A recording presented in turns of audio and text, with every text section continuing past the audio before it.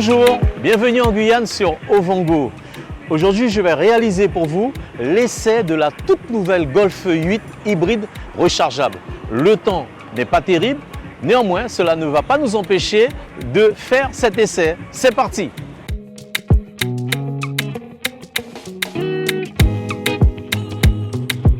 Tout d'abord, cette façade avant qui a été quand même retravaillée parce qu'ici, c'est du full LED au niveau des phares. C'est vraiment du full LED.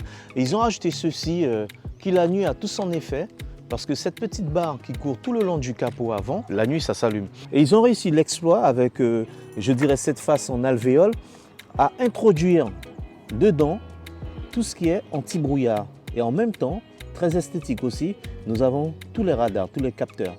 Donc voilà, avec des petits détails ainsi qui font penser à ce côté sport, limite Formule 1. Il ne faut pas s'attendre à voir GTI, mais GTE. Voilà, avec ce petit bleu qui rappelle l'électricité, c'est-à-dire zéro émission de gaz à effet de serre quand nous sommes en mode électrique. Au niveau des rétros, incrustation du clignotant.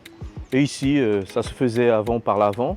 Mais maintenant, ils ont mis le système de recharge sur le côté. Alors sur l'arrière du véhicule, ce qui a changé aussi, c'est cette nouvelle police d'écriture, toujours avec un fond bleu pour bien rappeler son côté hybride et rechargeable. Rappelez en matière d'esthétisme côté sportif, il y a cette petite baguette chromée aussi qui court tout le long du bas de caisse.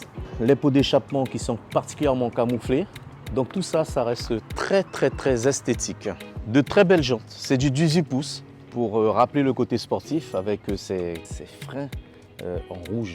Et puis avec ce bandeau noir qu'on a rajouté tout le long de la caisse pour donner une impression que le véhicule est vraiment très bas.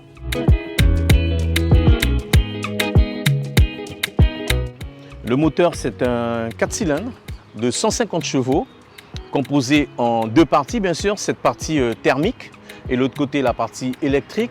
150. La partie thermique est aidée par la partie électrique à arriver à cette puissance.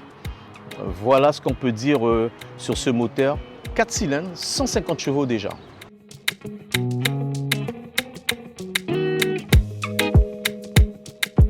Je vais me faire un plaisir de vous présenter le poste de pilotage. On va le dire comme ça parce que ça ressemble vraiment à un poste de pilotage d'avion même. Déjà, nous sommes très bien installés. On peut régler le siège en hauteur. Le volant se règle en hauteur pour trouver sa bonne position de conduite. Et au niveau de la place, écoutez, quand je recule, vous voyez, mon pied ne touche même pas le repose-pied. Donc on y est bien, siège baquet. Nous sommes très enveloppés dedans, c'est très bien. C'est un biton bicolore, on va dire même 3 couleurs avec les petits liserés de rappel pour rappeler son côté hybride, son côté propre. Un volant multifonction. Voilà ce très beau tableau de bord. Vous voyez, sur beaucoup de véhicules maintenant, vous avez cet écran qui sort du tableau de bord. Or là, Volkswagen a vraiment intégré les choses. Alors 2 écrans de 10 pouces effectivement et toutes les fonctionnalités sont là. Le téléphone, vous pouvez mettre en Apple Play, vous pouvez tout connecter. Alors c'est aussi bien tactile que je vais vous montrer une petite astuce. Voilà. On peut déplacer son écran ainsi aussi, rien qu'en passant la main devant. Ce qui est intéressant aussi, puisque nous avons un véhicule quand même hybride rechargeable, on peut, grâce à l'écran, voir où nous en sommes à tout moment au niveau de la consommation d'énergie électrique et le nombre de kilomètres qu'il nous reste à parcourir. Voilà, il nous reste 38 km à faire avec un potentiel supplémentaire de 7 km. Alors ce qui est intéressant, c'est qu'à tout moment, on peut savoir ce qui se passe avec le mode électrique. Si on veut se faire plaisir aussi, vous touchez ici, tac, et ça donne une idée de la charge de batterie. On peut voir l'intérieur du véhicule. Et quand on revient au véhicule, la case départ, donc vous pouvez voir tous les réglages. Tout ce qu'on peut faire sur l'écran, on peut aussi bien le faire sur ce volant multifonction. Alors pour ceux qui souhaitent s'amuser aussi, il y a même les palettes au volant. Non seulement vous avez des prises USB, 2 à l'avant et 2 à l'arrière. Pour recharger le portable, vous avez le mode induction. Alors cette petite trappe, je la trouve particulièrement bien réfléchie et bien pensée, tout simplement parce que quelquefois, ça pourrait nous arriver d'oublier notre portable, bien que le véhicule vous rappelle que le portable est dans le véhicule. C'est fermé et là, on ne voit plus le portable. C'est-à-dire, même si on l'a oublié, les petits malins ou les casseurs qui passeront autour de vous, qui essaieront de dire « Tiens, qu'est-ce qu'il y a dans le véhicule ?» on ne peut pas voir. Ne cherchez pas de levier de vitesse, encore moins de pommeau. Il y a juste cette petite manette maintenant qui permet de... Voilà. Ça, c'est l'arrière avec l'écran, une image très très claire. À l'arrière, nous sommes bien installés. On est très à l'aise puisque au niveau du toit, j'ai de la place. Au niveau de mes genoux, j'ai de la place aussi. Pendant que j'y suis, une petite astuce, ces petites poches qu'on ne retrouve plus. Voilà, je trouve ça très astucieux.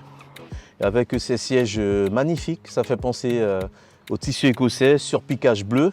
Ce petit bleu qu'on retrouve dans le maillage au milieu. Et pendant que nous y sommes aussi à l'arrière, pour rappeler toujours que c'est un hybride, il y a toujours cette petite touche de bleu, même dans le surpiquage, voilà. Et donc au niveau de l'arrière, vraiment aucun problème. Avec la possibilité aussi de régler sa clim. Hein. Et en bas, nous avons 2 prises USB-C. Voilà pour l'arrière. Le coffre, par contre, c'est une vraie déception. Pourquoi? Parce que le coffre, c'est amoindri. Tout simplement parce qu'en dessous, vous avez tout le compartiment batterie.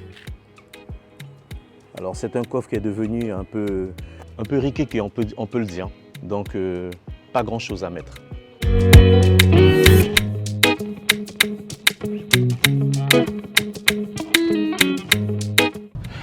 Donc en ville, dès qu'il y a des petits défauts sur la chaussée, on ressent tout de suite les secousses. Pourquoi? Parce que la GTE est une vraie sportive. Dès qu'il y a un creux, il y a une déformation sur la chaussée, tout de suite c'est ressenti. Parce que la voiture est particulièrement basse. GTE, la voiture délivre quand même 204 chevaux, ce qui n'est pas rien. Voilà, des essuie-glaces qui fonctionnent très très bien, multivitesse. Allez, on est parti pour voir ce que ça donne en mode électrique et moteur.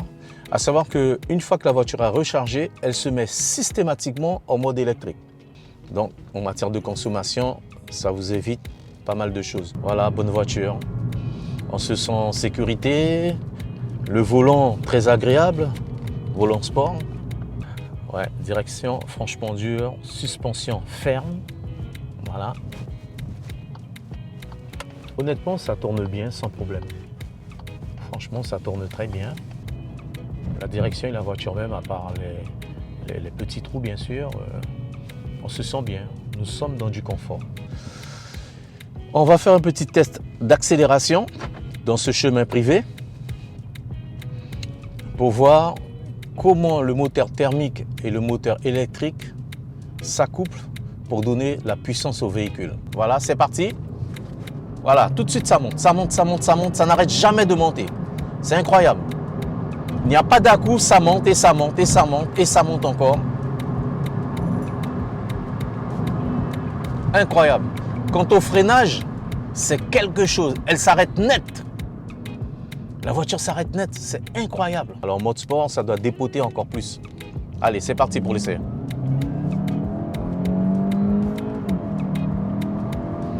Impressionnant comment ça rentre.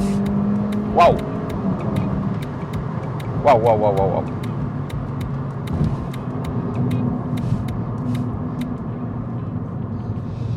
Ah, pour moi, GTE, GTI, c'est pareil. C'est pareil. Waouh, la sensation qu'on a. C'est impressionnant. Les points forts de cette Golf hybride rechargeable, Golf 8, 8e génération, ben écoutez, l'ergonomie intérieure, franchement, ça a beaucoup évolué. Ce cockpit, ce tableau digital très facile à manier, je pense que c'est un vrai progrès. Et la deuxième chose sous nos latitudes, c'est-à-dire en Outre-mer, compte tenu du prix de l'essence, eh bien écoutez, cette Golf vous fera réaliser de vraies économies. Et pour moi, c'est vraiment un plus. Avec pratiquement 60 km en mode électrique, je pense qu'il y a de quoi vraiment mettre un peu de sous de côté grâce à la Golf 8. Pour moi, 2 points faibles. Tout d'abord, le prix. Le modèle SE est pratiquement à 55 000 €. Là, on tape déjà dans du premium. Et deuxièmement, c'est un véhicule particulièrement sportif. Donc, en matière, je veux dire, de conduite, attendez-vous à ne pas avoir trop de confort, surtout quand les routes sont bosselées. Pour vos commentaires, vos likes, très simple, vous allez sur la page Ouvre en Go Magazine et vous faites le nécessaire. Quant à moi, je vous dis à très bientôt pour un nouvel essai en Guyane. Salut!